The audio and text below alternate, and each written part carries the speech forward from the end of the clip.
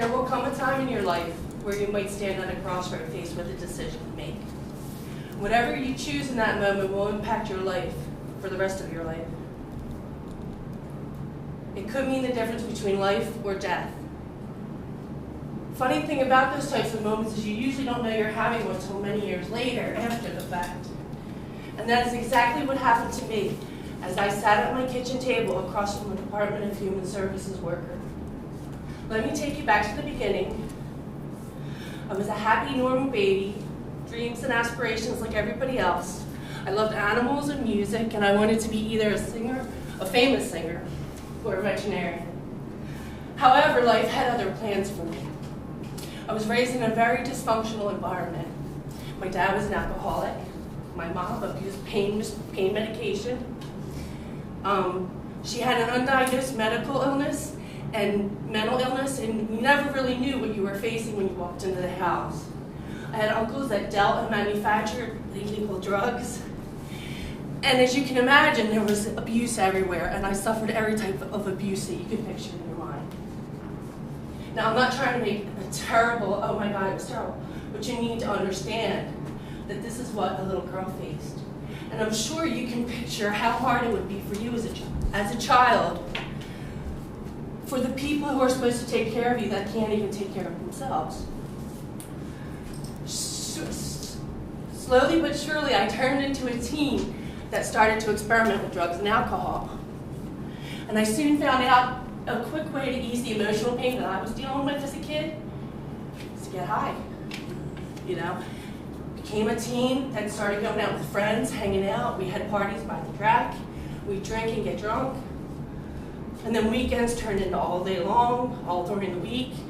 And at the age of 26, I found myself married with 2 children, and my life was completely unmanageable.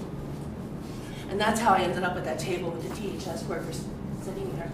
And she gave me an ultimatum. She said, you can go to rehab and get your life together where you can lose your kids. I'm taking you to court. And that was the wake-up moment that I needed.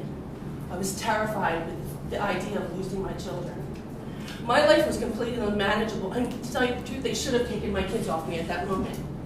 I would sleep all day, and my kids would go in the fridge, and there was no food there. I couldn't buy food, I couldn't pay the bill, but I could spend hundreds of dollars a day supporting a drug habit.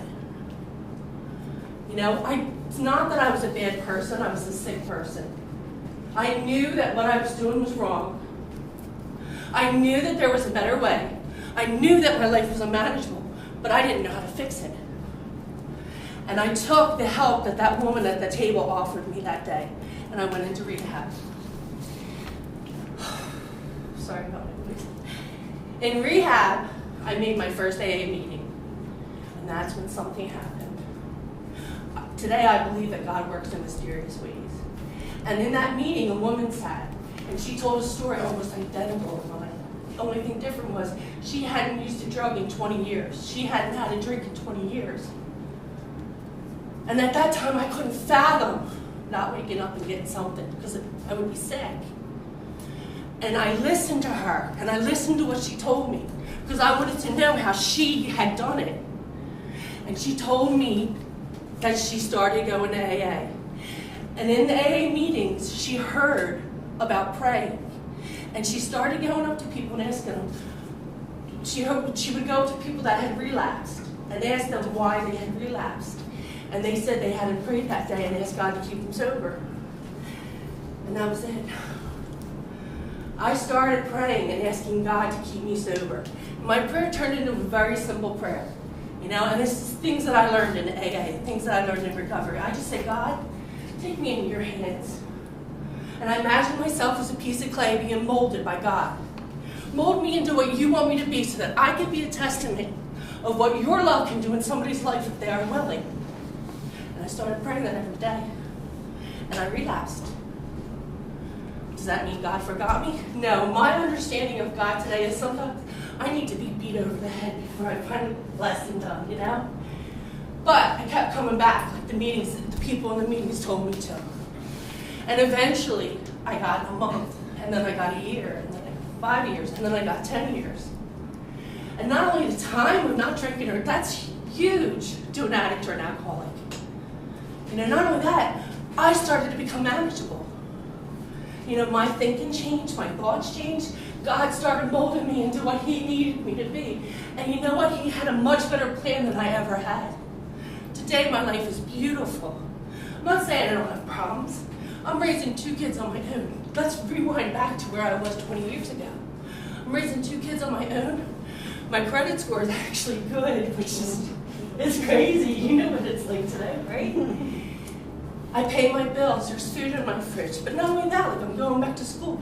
I have a life today. AA gave me back my life. God gave me back my life. You know, I did what that woman and other people in AA told me. I kept coming back. I made meetings. I got a sponsor. I want to tell you, there's magic in those 12 steps. There really is.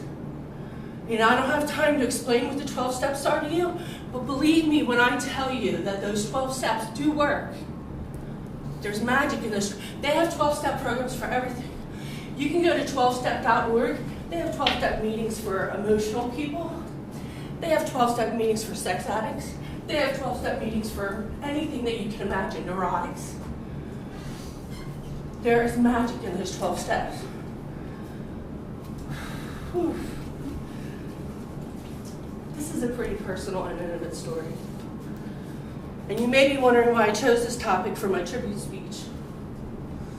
In the throes of my addiction, I was a broken woman. Finding AA and recovery has made me into somebody that I can be proud of today. But not only that, it's given me a purpose. I've heard it said that God will tear you down so that He can build you up into what He wants you to be or what He needs you to be. And if you remember my prayer, I said, God, please show what is capable with your love. And that has happened.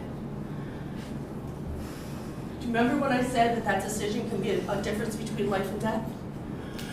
Well, it was my cousin Alicia's birthday. She would have been 36 a couple weeks ago. But they found her with a needle in her arm. She had OD'd and she left behind 3 kids. One who had cancer and passed away from cancer shortly after her. This is between life and death. And if me sharing my message today saves one person, then it's worth it, you know? I'm not ashamed of who I am because I'm not that sick and suffering person I was years ago. You know, I improve by sharing my experience, strength, and hope with you today. You know, maybe you know somebody who's struggling with addiction, that we do recover. Thank you.